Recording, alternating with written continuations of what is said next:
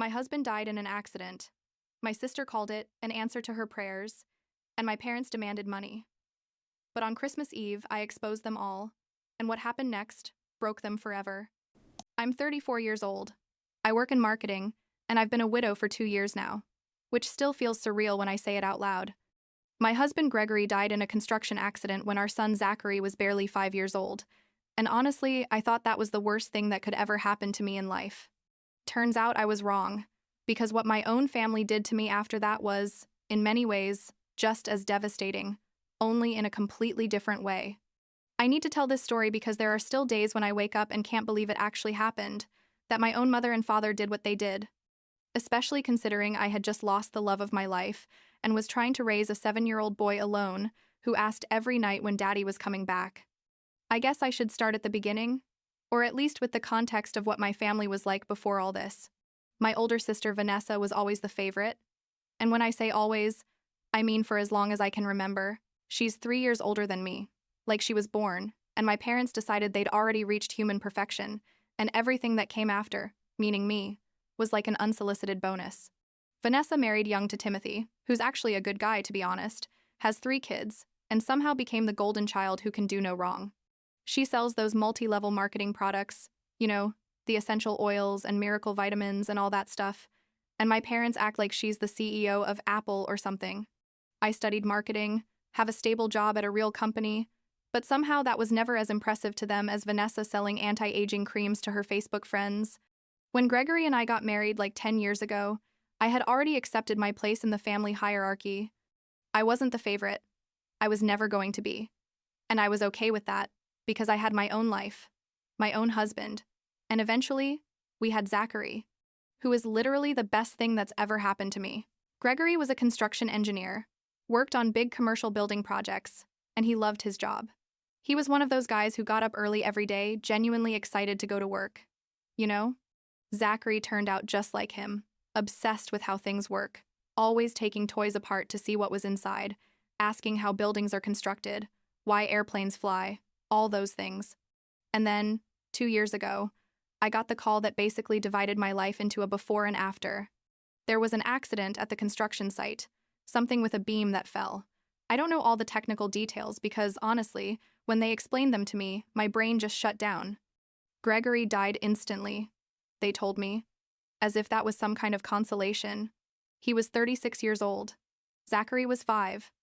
And I was left standing there in the kitchen with the phone in my hand thinking, this can't be happening. This can't be real. But it was real. Very real. And suddenly, I was a 32-year-old widow with a kid who didn't understand why his dad wasn't coming home. The months after that are kind of blurry, to be honest. There was the funeral, which was horrible. There were all the legal procedures and paperwork, which was overwhelming.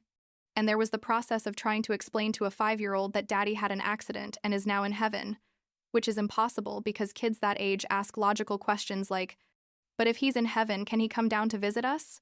Does anything hurt? Why doesn't he call me on the phone? Gregory's parents, Joyce and Raymond, were incredible through all of this. They basically moved into my house for the first few months, helping me with Zachary, cooking, cleaning, just being there. And I don't know what I would have done without them, because my own parents showed up for the funeral and then kind of disappeared. I guess because Vanessa needed their help with her kids or something. What nobody tells you about being a young widow is that besides the emotional pain, there's this whole financial and administrative nightmare. Gregory had life insurance through his work, $300,000, which sounded like a ton of money when I first saw the number, but when you start thinking about raising a child alone, paying the mortgage, medical expenses, college eventually, suddenly it doesn't seem like that much. I decided to be very careful with that money. Put it in safe investments, use only what was necessary to supplement my salary, basically trying to make it last for Zachary's future. I didn't tell anyone the exact amount, not even my parents, because I felt like it wasn't anyone else's business but mine. About 6 months passed after the funeral when my parents invited me to a special dinner at their house.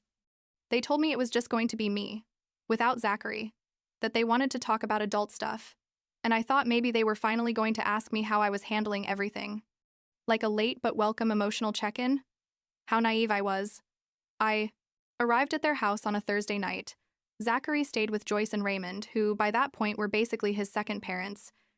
And I sat in the dining room where I grew up thinking we were going to have a conversation about grief or about how I was managing being a single mother or something like that. Instead, after like 5 minutes of awkward small talk, my father just blurted out, "So, how much did Gregory leave you?" Just like that. No beating around the bush. No delicacy. Like he was asking about the weather. I sat there with my fork halfway to my mouth thinking, did he seriously just ask that? My mom quickly added, "It's just that we want to make sure you're okay financially. Mija, you know, with the kid and everything." But there was something about the way they asked it, like with an intensity that had nothing to do with genuine maternal concern. I told them we were fine, that Gregory had been responsible and had life insurance, but that I preferred not to discuss the exact amounts because it was private. My dad insisted. "But we need to know how much it is so we can advise you properly." And me, still trying to be the obedient daughter, said, "It's enough to take care of us. Really, don't worry." Dinner got tense after that. I could feel they were frustrated that I wasn't giving them a specific number, but I held my ground. I left that night feeling weird, like something was wrong, but I couldn't identify exactly what. I should have seen it coming. In retrospect, all the signs were there. But I guess when you want to believe your family loves you and genuinely cares about you, you ignore the red flags. Things got weirder in the following weeks. Vanessa started calling me more often, which was unusual because normally we'd see each other at family gatherings, but we weren't in constant contact. At first it was like, "Hey sis, how are you? How's my little nephew?" Typical superficial questions. But then she started casually mentioning that things were tough. Financially, that Timothy's business wasn't going so well, that the kids needed this and that, and I'd nod sympathetically but without really offering anything because, honestly, I was also having a hard time trying to balance full-time work with raising a kid who missed his father and constantly asked me why other families had dads but we didn't. One day, like 2 months after that awkward dinner, Vanessa called me, and after the usual greetings, she told me something that left me frozen. She said, "Catherine, you know your situation was the answer to my prayers, right?" I stood there with the phone against my ear thinking, "Excuse me, what did you just say?" She continued, like it was nothing, explaining that she had been asking God for a way to improve her financial situation, and then Gregory had his accident, and now I had all that insurance money, and it was like the universe had conspired to help her. She literally said those words. The answer to my prayers. About my husband's death. About my son's father. I think I stayed silent for like a full minute, processing what I had just heard, and she just kept talking about how much money she needed, and how I could easily help her now that I had that fortune from the insurance. I told her I had to go, hung up, and sat on my kitchen floor trying not to vomit. Who says something like that? Who looks at their sister's husband's tragic death and thinks, "Great, this is convenient for me"? I should have cut contact right then. I should have seen exactly what kind of person Vanessa was. But I was in survival mode, trying to keep everything together for Zachary. And I guess I wanted to believe I had misinterpreted her words, or that she just had a moment of extreme insensitivity, but that deep down, she was still my sister. The calls asking for money became more frequent. Vanessa started being more direct, not even pretending she was calling just to talk. "I need $500 for the kids' tuition. I need $800 to fix the car. I need $300 for some bill or another." And I'd tell her no, that I was trying to be careful with Zachary's money, that I was sorry, but I couldn't just be handing out cash every week. She'd get angry. Tell me I was selfish, that family helps each other, that she had helped me when I was younger. Though honestly, I don't remember any time Vanessa helped me with anything significant. And that now that I had money, I was acting like a cheapskate. Then came the big family dinner. This was like a year after Gregory's death. My parents organized a big gathering, said it was important that the whole family be together. The whole thing. I arrived with Zachary, who was 6 years old by then and was starting to adapt to his new reality, though he still had nights where he cried for his dad. Dinner started normal. There were like 15 people. My aunts, uncles, some cousins, and everything seemed fine until we finished eating and my parents suggested that the adults move to the living room to talk about serious things, while the kids played in the backyard. I sat in that room with all the adults in my family and suddenly felt like I was in an intervention. My dad started with a speech about the importance of family and how families support each other in difficult times. My mom added that Vanessa was going through very difficult times financially and needed help. And then Vanessa herself, with tears in her eyes that I now know were completely fake, said she was desperate, that she didn't know how she was going to feed her children, that she needed help from her sister, who God had blessed with that insurance money. Everyone was looking at me. Everyone. Like waiting for me to say yes. That of course I was going to help. That what's family for if not that? I felt trapped, manipulated, but there was also a part of me thinking, well, maybe I should help. Maybe I am being selfish by keeping all that money just for Zachary and me. So after what seemed like an eternity of uncomfortable silence, I asked how much she needed exactly. Vanessa said $1,000 a month, just until things got better for her and Timothy. But, she quickly added, to make it fair, she would also contribute. She could send $500 a month and I could send $1,000. So between the two of us, we'd be helping mom and dad with their expenses, because they were also having difficulties. Wait, what? Now, suddenly, it was about helping my parents too. When I asked why my parents needed help, it turned out they had made some bad investment decisions and were struggling with the mortgage. Everyone in that room started talking at once about family responsibility, and about how I was the only one in a position to help, and about how Gregory would have wanted me to take care of his in-laws, who were technically my family too. That last comment infuriated me because Gregory barely tolerated my parents after they forgot Zachary's 3rd birthday because they were busy with one of Vanessa's kids. But I didn't say anything because I was too overwhelmed. I ended up agreeing. God, what an idiot I was. I agreed to send $1,000 a month to an account my parents had created, and Vanessa promised in front of everyone that she would also send $500 every month. We signed a kind of informal agreement. Well, we didn't actually sign anything, but we all agreed to it verbally. And I left that night feeling absolutely terrible, but telling myself I was doing the right thing, that I was being a good daughter and a good sister. I started transferring the $1,000 every month, religiously, on the 1st of every month without fail. That was money that could have gone to Zachary's college fund, or to the mortgage, or to literally anything useful. But I sent it because I had given my word. The months passed. It had been like 5 or 6 months of this. And one day, I was talking to my mom on the phone about something completely unrelated, and she casually mentioned they needed a bit more help that month because they had only received $1,000 instead of $1,500. I was confused and asked her what she meant by that. She said, well, you send $1,000 and Vanessa sends $500, so we receive $1,500 a month. But this month, only your $1,000 arrived. Something in my head clicked. I asked her, how many months has Vanessa sent her $500? There was a long pause on the line, and then my mom said, well, she promised she'd start soon. She's waiting for her business to take off. I felt like someone had dumped a bucket of ice water on me. Are you telling me that in 6 months Vanessa has never sent a single cent? My mom immediately got defensive, saying that Vanessa is doing the best she can, that her situation is very difficult, that I should be more understanding. I asked her directly, so all this time only I have been sending money while Vanessa hasn't contributed anything and you knew the whole time? Silence. And then my mom said something I'll never forget. Well, Catherine, you're the one with the insurance money. Vanessa has 3 children too. Support. I hung up the phone. I literally just hung up because if I kept talking, I was going to say things I might regret. I felt betrayed, used, completely manipulated. And the worst part is the manipulation had been so obvious, but I had been too polite or too naive or too whatever to see it. I called Joyce, Gregory's mom, and told her everything. She got so angry I thought she was going to drive straight to my parents' house to yell at them, but instead she told me something very wise. Catherine, those people are taking advantage of your pain and your kindness, and you need to set boundaries now before they drain you completely. I decided I was going to cancel the transfers.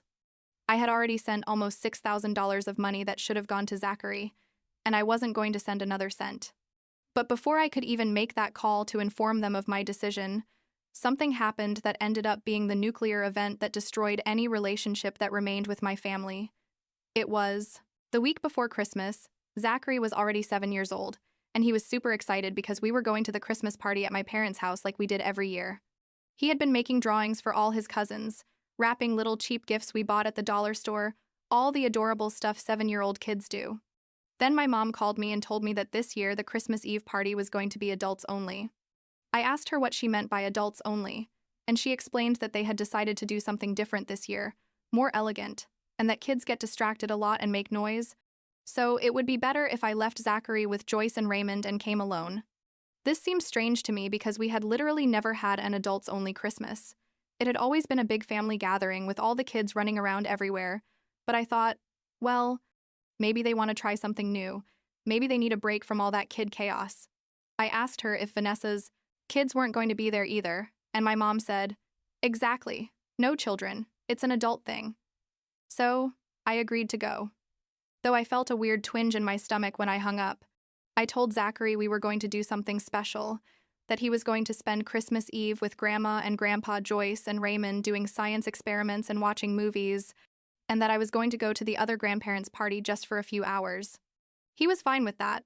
Honestly, he preferred spending time with Joyce and Raymond anyway, because they really took an interest in his science stuff and bought him telescopes and chemistry sets. I arrived at my parents' house on Christmas Eve around 7 p.m. I knocked on the door and my dad opened it. I could hear laughter and voices inside, and when I walked in, I was completely frozen. There were children everywhere. Vanessa's 3 kids were there in their best Christmas outfits. My cousin's kids were there. My aunt's kids were there. All the family. Children were present. Everyone except Zachary. I stood in the entrance to the living room with my coat still on, looking at this perfect Christmas scene with the decorated tree and the piled gifts and all the kids playing, and I couldn't process what I was seeing. Vanessa saw me and waved cheerfully, like nothing was wrong. My mom came toward me and said, "Oh, you're here. Leave your coat in the room." And I could only say, "You told me there were no children. You told me it was an adults-only party." She shrugged and said, "Well, we changed plans. We decided it would be more fun with the kids after all." I asked her, "So, why did you tell me to leave Zachary at home?" And she looked away and mumbled something about thinking it would be easier for me not to have to bring him. In that moment, something in me broke. I don't know if it was the accumulation of 2 years of grief over Gregory, or months of being financially manipulated, or the simple fact of seeing my 7-year-old son being deliberately excluded from a family gathering while all the other kids were there having a good time, but something definitely broke. I walked to the center of the room and said out loud, loud enough for everyone to stop talking and look at me, "I need to say something and everyone needs to hear it." My dad tried to interrupt me, but I kept talking. I said, "I've been sending $1,000 every month for the last 6 months to this family because you told me Vanessa was also going to contribute $500 and that together we were going to help Mom and Dad with their expenses." Turns out Vanessa never sent a single cent, not 1 cent in 6 months, and my parents knew this the whole time but kept taking my money anyway.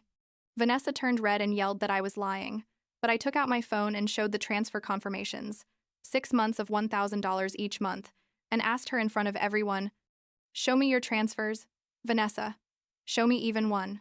The room went silent. Some of my aunts and uncles looked confused, others looked uncomfortable.